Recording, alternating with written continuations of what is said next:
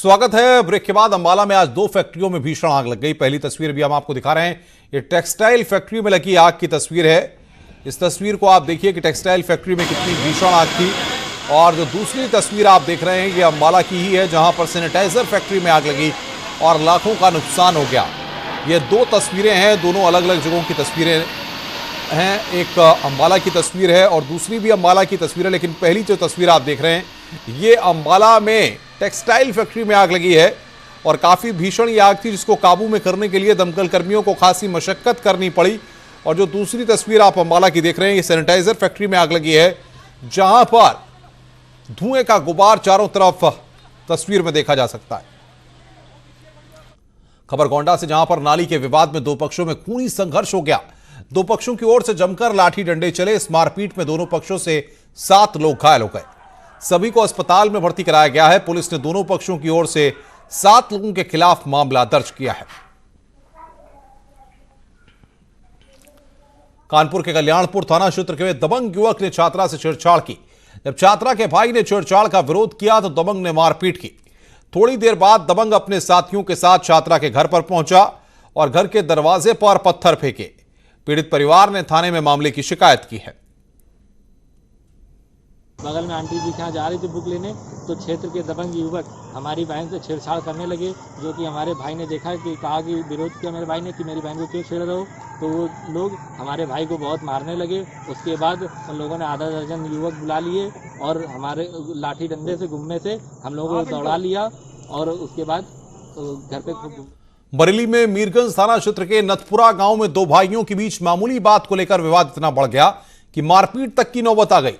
इस मारपीट में अचानक बड़ा भाई गली में गिर पड़ा और जिससे उसकी मौके पर की मौत हो गई। घटना के बाद से दूसरा भाई फरार है। पुलिस ने जांच शुरू कर दी है।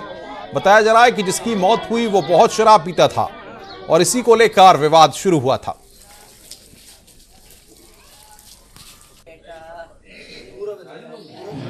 परिजनों द्वारा बताया गया है कि मृतक नशा करके कई बार घर में झगड़ा कर चुका था।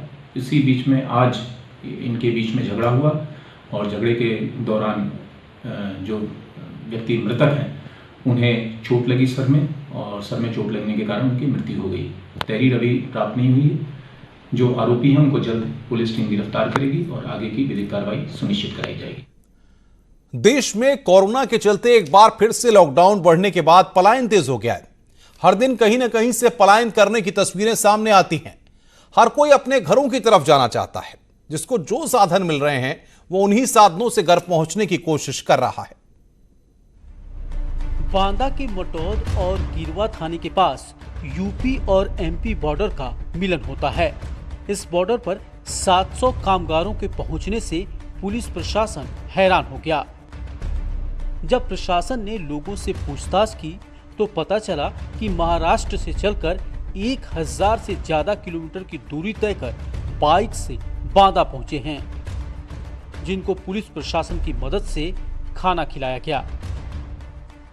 मुंबई से आए। मुंबई से कैसे आए? मुंबई से यहाँ तक बांदा तक? बांदा तक आए 2 व्हीलर से, बाइक से आए। अच्छा। और आते आते हर बॉर्डर पे प्रॉब्लम हो रहा है, रोक रहे हैं कहीं कहीं पे। दिक्कत सर बहुत ज़्यादा हुई है। कितने आदमी आते हैं, रोड पे एक्सीडेंट हो जाते हैं, कितने मर जाते हैं। अभी हमारे साथ वाले थे, उनका ही एक्सीडेंट हो गया। अभी वो अस्पताल में एडमिट है और अपने राज्य भी नहीं जा सकते हैं। ऐसा हो गया, ना उनके पास पैसा है इलाज कराने के लिए, ना उनके पास सब कुछ भी है। घर छोड़कर दूसरे राज्यों में लोग कमाने और खाने के लिए निकले थे, लेकिन कोरोना संक्रमण के चलते लॉकडाउन होने से खाने का संकट गहरा गया, क्योंकि न किसी के पास पैसा बचा और न ही रोजगार का साधन। ऐसे में घर ही सहारा है। ये बताइए वहाँ तक क्यों आई आप? वहीं रुक नहीं सकती थी? क्या वजह रही कि यहाँ तक आना पड़ा? वहाँ भी खाना भी नहीं मिल रहा था ना। खाना नहीं मिल रहा था, मजबूरी बस अपने घर आना पड़ा। जी। अब कहाँ जाएंगी? नांदनमऊ जाएंगे। महाराष्ट्र से बांदा का फासला तय करना आसान नहीं था। इन रास्तों में कई जगह पर कामगारों को रोका गया और पूछताछ के बाद आगे बढ़ने की इजाजत दी गई। लेकिन अब जिला प्रशासन ने ज्यादातर लोगों की जांच कर 14 दिन के लिए क्वारंटाइन करने का फैसला लिया है। बांदा से न्यूज़ 18 के लिए अंकित कुमार की रिपोर्ट। सोचिए अगर हम कहें कि लॉकडाउन में शादी, तो आप सोच रहे होंगे कैसे होती होगी लॉकडाउन में शादी, जब लोग इकट्ठा नहीं हो सकते, सोशल डिस्टेंसिंग का पालन करना है। जालौन में लॉकडाउन के बीच में एक शादी हुई। इस रिपोर्ट में देखिए आप कैसे सादगी के साथ शादी हुई। लॉकडाउन के बीच जालौन में हो रही ये शादी बेहद खास है। इस शादी में गिनती के लोग शामिल हुए। सभी ने सोशल डिस्टेंसिंग का पालन किया।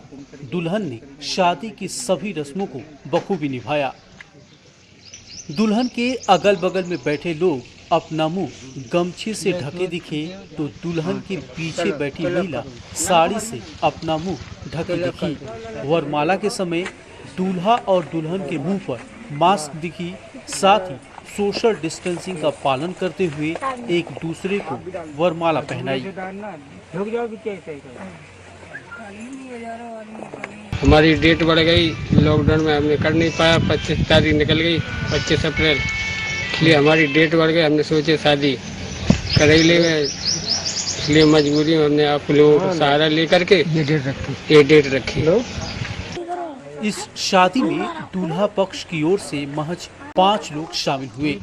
कोरोना संकट और लॉकडाउन के बीच ये शादी बड़े ही सादगी से संपन्न हुई। Bureau report, news 18। जौनपुर से ब्रेकिंग न्यूज आ रही है। शराबी पति ने पत्नी को मौत के घाट उतार दिया। पिछले कई दिनों से पत्नी के मायके वालों से 1 लाख रुपए की मांग कर रहा था। पत्नी के मना करने पर पति ने गोली मारकर हत्या कर दी है। पुलिस ने शव को कब्जे में लेकर छानबीन शुरू कर दी है। सरपतहा इलाके के भटौली गांव में बड़ी वारदात हुई है। पति ने पत्नी की हत्या की है।